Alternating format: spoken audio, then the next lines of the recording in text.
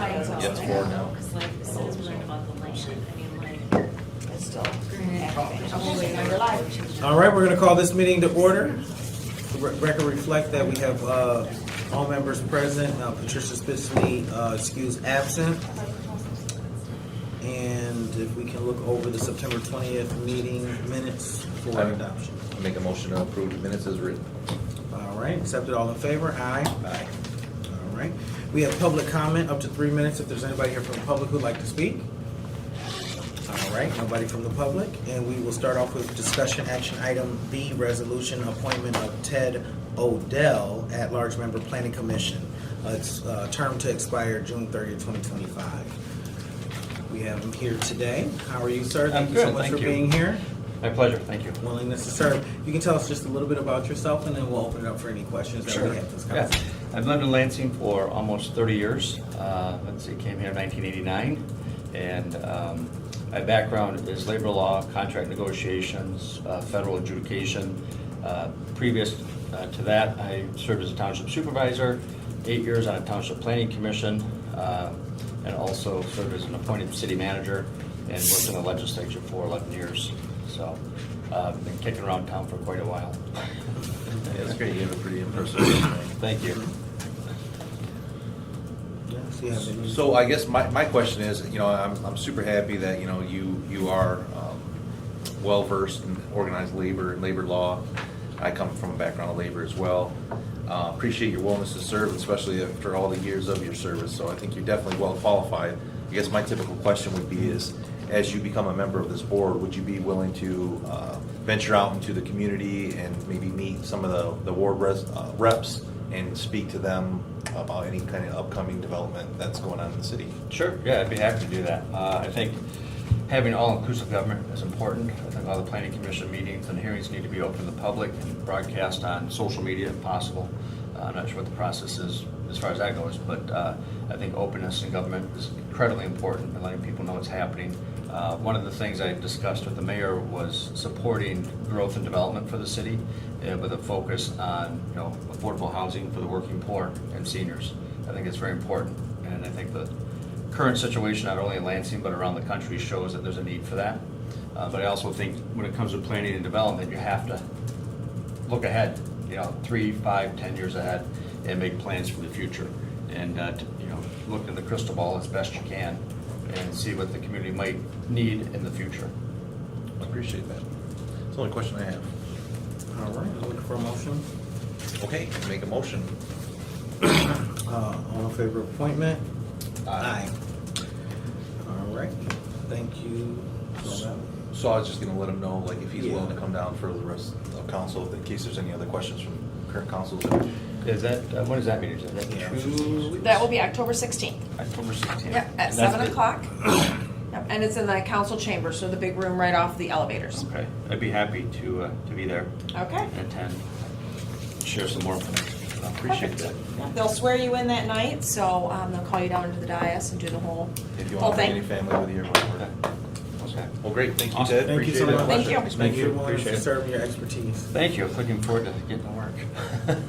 That was fast. Yes.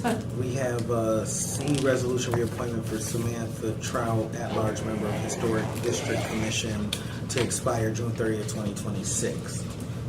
She's the one that we just appointed and that her, Yep. We appointed her, or council appointed her earlier in the year to serve out a term. and the term And is just expired expired. in June, yeah. So, I'd make the motion for her Samantha Troutman's reappointment. All right, accepted. All in favor? Aye. All right, we'll move that forward. And then we have the reappointment of Nikki Solden as the business representative of South MLK Boulevard Corridor Improvement Authority Board of Directors to expire July 31, 2027. And I haven't heard otherwise if she doesn't plan on serving or not. I'm assuming she's kind of new anyways onto the board. No, she had her 4 years already, or her term already. So she's When it just was- the one term though, right? Yeah, she was one of the initial members when So- this authority was created. So I'm assuming she's been attending the Martin Luther King Corridor Improvement Authority meetings, so I haven't heard otherwise of her not wanting to serve, so I will make a motion for her reappointment. Yeah, I've heard she's in good status as well. All in favor? Aye. Aye. All right, and then now we have resolution setting a public hearing on Brownfield Plan 84, 505, 507 East Shiawassee Street Rehabilitation Project. Do we have anybody here for that? All right. Just a few. I have some copies of the presentation.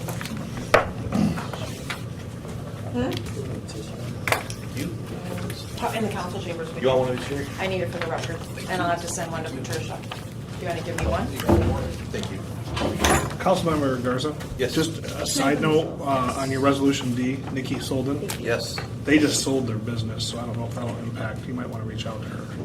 Solden's just sold off to Feeders. That'll be up to the mayor's office. Yeah. They supposedly vetted her. for Okay, I reappointment. was just letting you know, just in case you were wondering if They sold the new building, they just, they sold the whole business. the whole business, Yeah. wow. Yeah, we're All doing a around. deal with them on the old O'Leary paint building there by Frandor.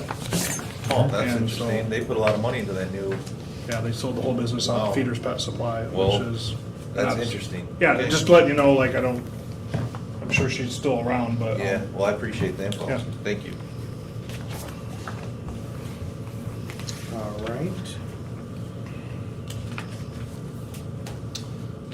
I'm assuming you're presenting?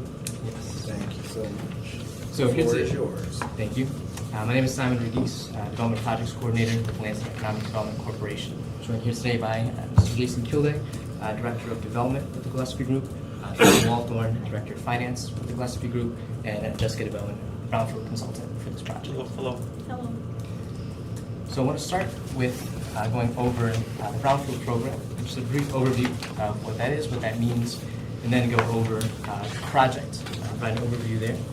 We'll dive into the request and the details for the Brownfield request, and finally take a look at the impact to the city of Lansing taxes.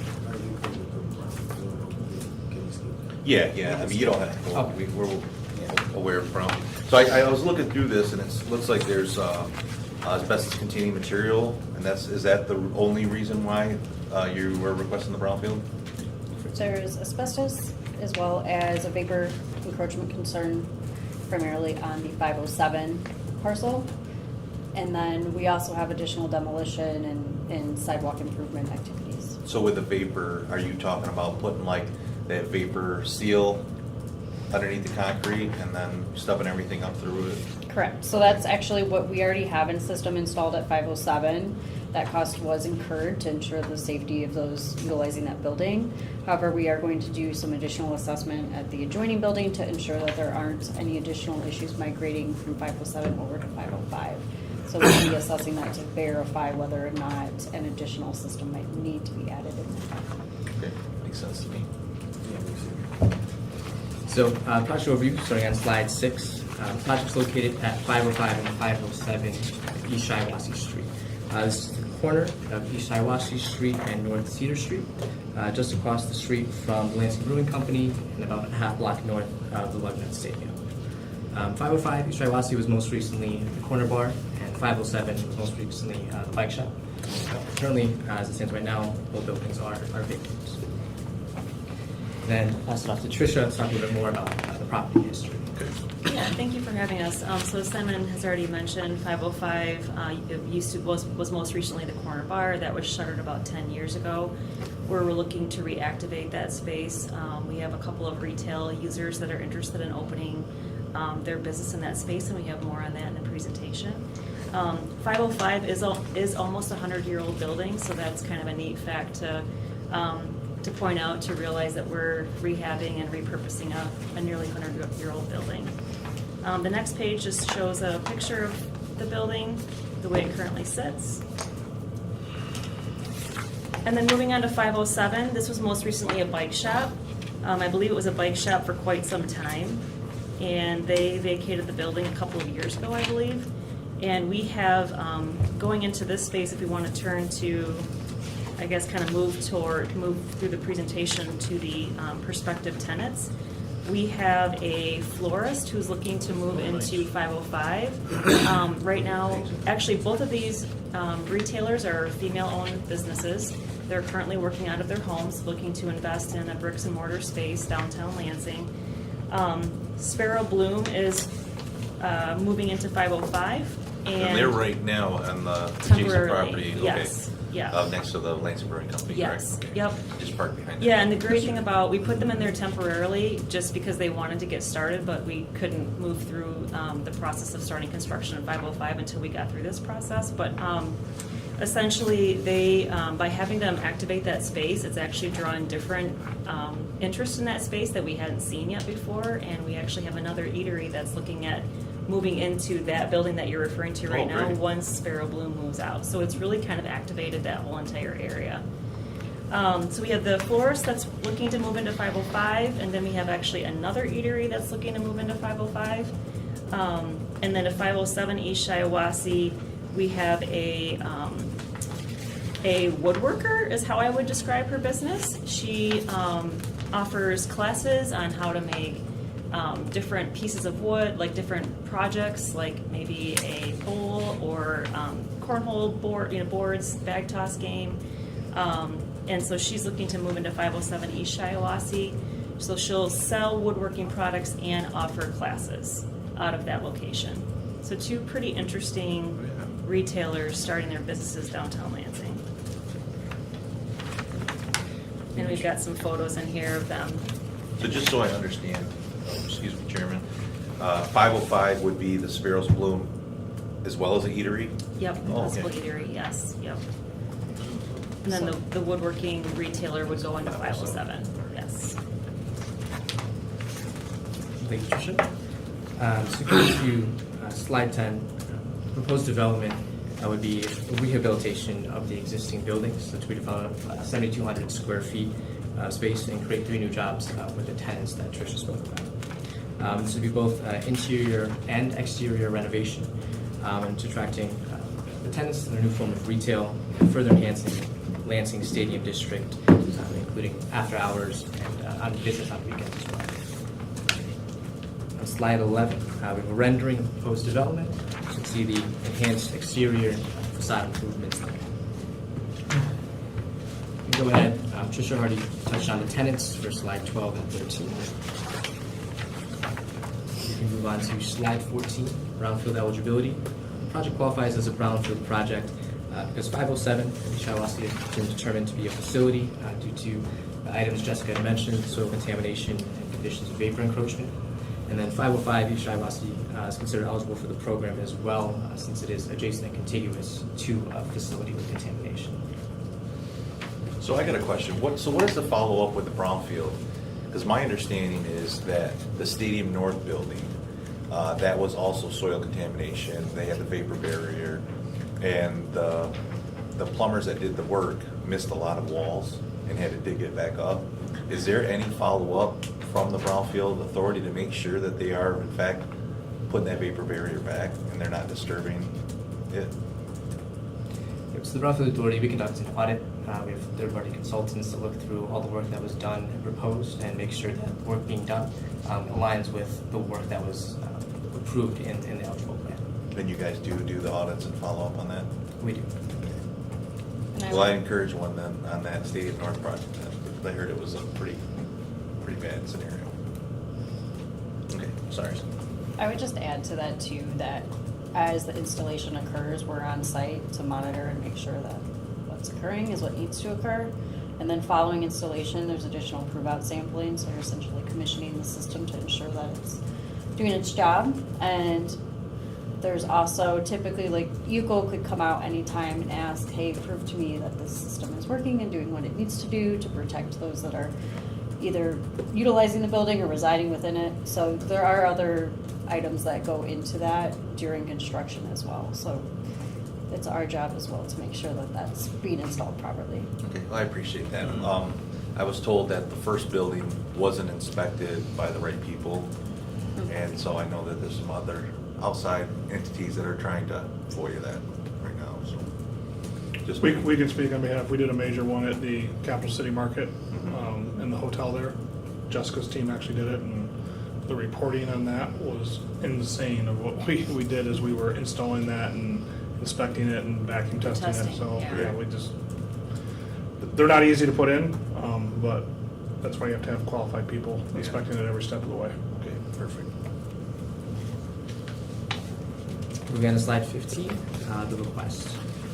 The owner of the property has requested a local-only brownfield plan with work plan exempt activities on the property for an estimated period of 19 years for the brownfield plan. And with those work plan exempt activities, we do allow the property to capture, the plan to capture state taxes. And so later on in one of the tables, you'll see a line for the state brownfield revolving fund taking a piece of the captured taxes there. But in total, the proposed total captured taxes as a result of this brownfield plan is approximately $234,000. An estimated $93,000 of that capture will be City of Lansing taxes, and the remaining estimated $141,000 will be captured from the other taxing jurisdictions. And the owner has also requested an accelerated reimbursement loan for the eligible activity cost of $150,000. Moving on to slide 16, the eligible activities. Jessica touched on these a little bit earlier, but I'll give the floor to her to speak in more detail. Sure, thank you. So eligible activities will include public infrastructure improvements, which primarily is going to impact the sidewalks surrounding the property to ensure that everything is walkable and compliant. Vapor mitigation, as we already discussed. Demolition, this will include some limited exterior and interior demolition, or selective, I should state, to accommodate the tenants in the future build-out. We'll have abatement of asbestos associated with the demolition of the property and the fact that those asbestos-containing materials will be disturbed, and then the environmental reporting that goes along with these items.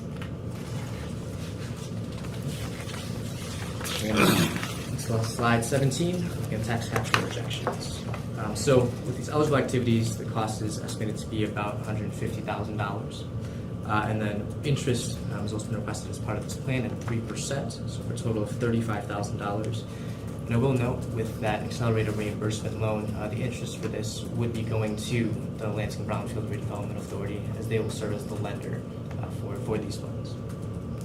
The next item, the 10% pass-through, about $24,000 going to the existing taxing jurisdictions, and then another about 10% for the LBRA's admin and revolving fund, so about $24,000 there. And lastly, like I mentioned earlier, the State Brownfield Revolving Fund will take about $1,000 of the projected tax capture, for a total of that $234,000.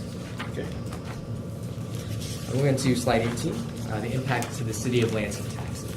So this table details where the taxes currently be generated on the property, and then moving to the right, with year 1 being the start of the plan, all the way through year 19. The last year of the plan includes year 20, which indicates the expiration of the plan and the reimbursement period. So for estimated income taxes, currently the property is generating $0 for the City of Lansing. That is projected to increase to $675 with the addition of these 3 new jobs. That was calculated based on taking the 3 new jobs, multiplying by the estimated annual wage of $30,000, so $90,000 there, multiplied by a blended rate of 0.75% for the City of Lansing's income taxes, getting to $675. We use that blended rate because the way that 1% is broken up, as you council members know, half of it is for if they work in the City of Lansing, half of it is if they live in the City of Lansing. So we're assuming that, of course, all of these individuals would work in the City of Lansing, but half of them would live in the City of Lansing. So that's where we use that blended rate. So question, you said 3 new jobs. Mm-hmm. Now, it'd be 3 new businesses, correct? So I'm assuming they would have employees as well. So wouldn't it be more than 3 jobs? It very well could be, but when we do these kind of projections, we want to err on this side of being a little more conservative. Conservative, You know, okay. because it's hard for us to predict the operations of their business. Okay. We're also considering those jobs to be full-time equivalents, so there may be several 2 part-time part-time jobs, Okay. yeah. Makes sense. And so looking at the estimated income taxes, currently again, as mentioned, 0 and going up to $675 in year 1, and that remaining consistent through the life of the plan as well as after the expiration of the plan. For estimated property taxes, currently the property is generating about $4,000, and that is projected to increase over the life of the plan to $4,658 in year 19 as a result of that 10% pass-through each year. And at the end of the tax capture period in year 20, we're projecting that City of Lansing's property taxes will increase significantly to $14,808, which is about a 287% increase to property taxes from this project. So overall, with the impact of City of Lansing taxes, we're projecting it to go from $4,000 where it is today to an estimated $15,483 at the end of this plan, a little over a 300% increase to the City of Lansing.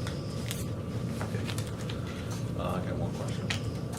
So is this project, these three, I guess, I don't know if it's considered two projects or three projects, but is this contingent only on the brownfield?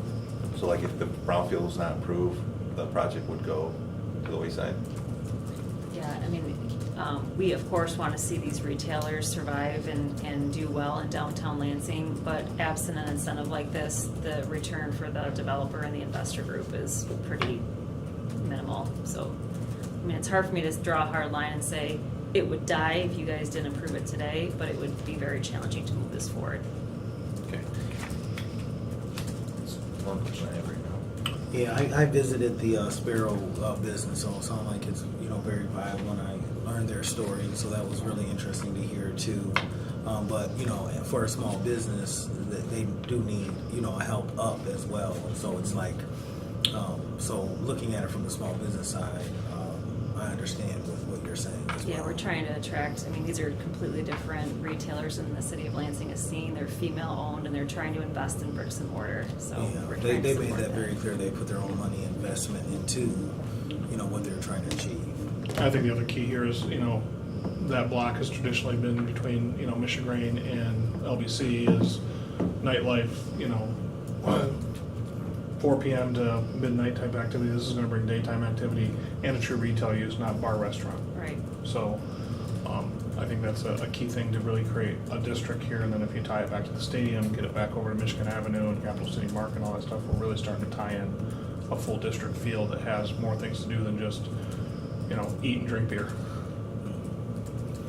What's wrong with that? Nothing wrong with it, I mean, Just kidding. Just kidding. some people said might want to more. go do a little window shopping every once in a while.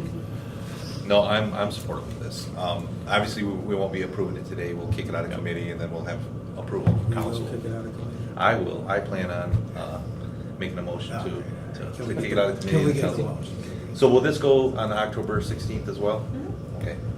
Okay, well then I make a motion to move this out of committee into full council. Well, This is just to set the hearing. I'll set the hearing, I to apologize. set the hearing, so I will accept that and say all in favor? Aye. Aye. No other business, we'll call this meeting adjourned. Thank you very much. Appreciate you guys. Thank you.